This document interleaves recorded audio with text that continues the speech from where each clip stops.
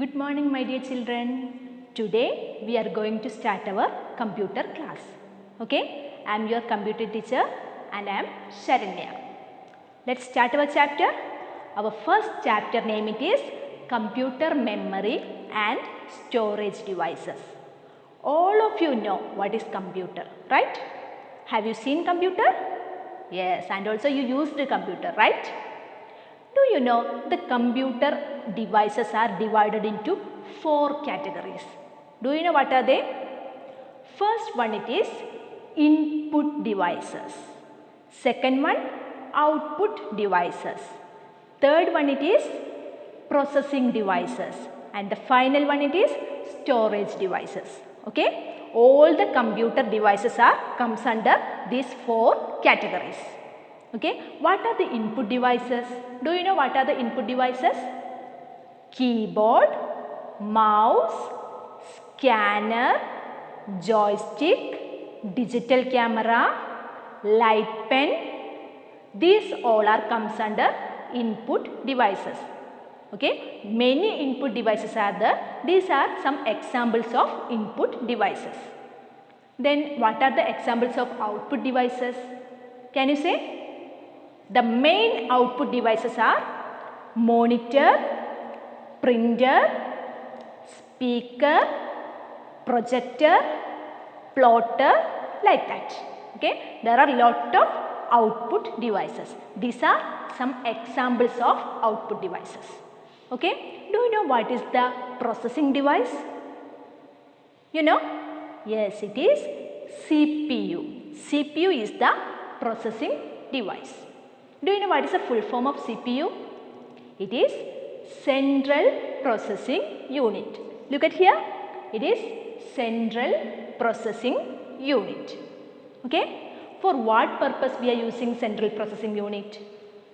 For processing the data. All the data, which means all the input what a user given to a computer is processed by CPU. Okay. The CPU consists of mainly 3 things. First one it is ALU, arithmetic and logic unit. Second one it is MU, memory unit. And the third one it is CU, control unit. Okay. Next one and the last category it is storage devices. In this chapter we are going to discuss about the different type of storage devices. Okay. The computer usually follows IPO cycle. Have you studied about IPO cycle? It is input, process, output cycle. Okay. When a user feed data into a computer, it is done through input devices. Okay. Then the computer will work upon the input through processing devices. It will process that input.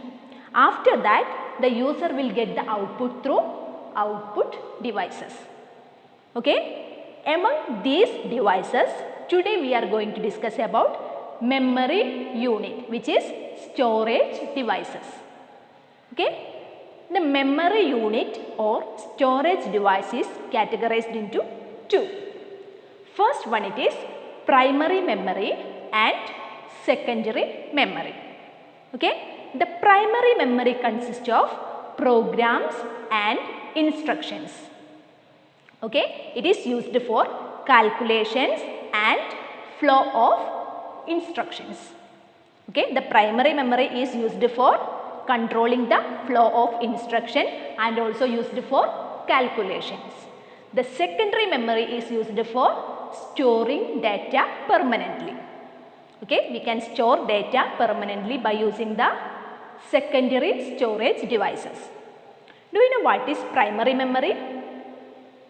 The primary memory consists of instructions and programs that can be directly read by CPU. It is also known as internal memory. Okay. The primary memory has one more name, that is internal memory. Okay. The primary memory is again categorized into 2. First one it is RAM and second one it is ROM. Okay. what is the full form of ROM? It is read only memory. First we can discuss about ROM, right? The ROM is located on the motherboard. Have you heard about motherboard? Yes, motherboard is a circuit. Okay, it is a circuit. All the components of computers are connected into motherboard. It is one of the main part of the computer. Okay, the RAM consists of lot of instructions and program that are very essential to the computer. Okay, during the manufacturing time itself, the manufacturers feed or store these all instructions into ROM. So the user cannot change anything from the ROM because it is permanent in nature. Okay, the ROM has two more names. First one it is permanent memory and second one it is non-volatile memory. Okay, first one it is permanent memory and second one it is non-volatile memory. Okay, whenever we are switching off the computer, all the data in ROM will be saved there. It will not lose the data from the ROM. Okay, and the second category of primary memory it is RAM. Do you know what is full form of RAM? It is random access memory. Okay, second one it is random access memory. The random access memory is attached on the slots of the motherboard. Okay, it is attached to the slots of the motherboard. Whenever we are using a computer, we will use any one of the softwares, right? Do you know what are the examples of software?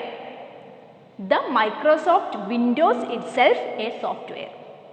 Okay, so we have to open a computer. Inside that we have to open any one of the software. Either it is Paint, Calculator, MS Word, PowerPoint, any one we will use. Either if we are listening to music, that also a software. So these all softwares are temporarily stored into the RAM from the hard disk.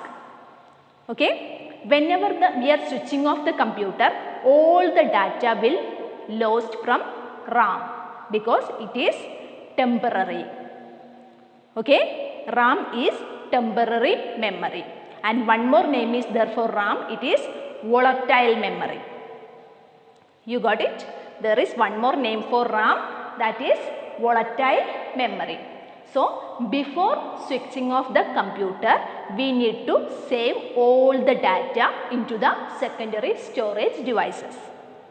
Okay, secondary storage devices is permanent. Whatever we are saving in secondary storage devices, it will never lose from the computer. Do you know what are the secondary storage devices? I will tell you. First one it is hard disk. Have you heard hard disk? Then CD, DVD, floppy, pen drive, Blu-ray disc. There are a lot of secondary storage devices. Okay, these all secondary storage devices we will study in next class. I think all of you understood what we discussed today. We can meet in next class. Thank you. Have a nice day. Bye.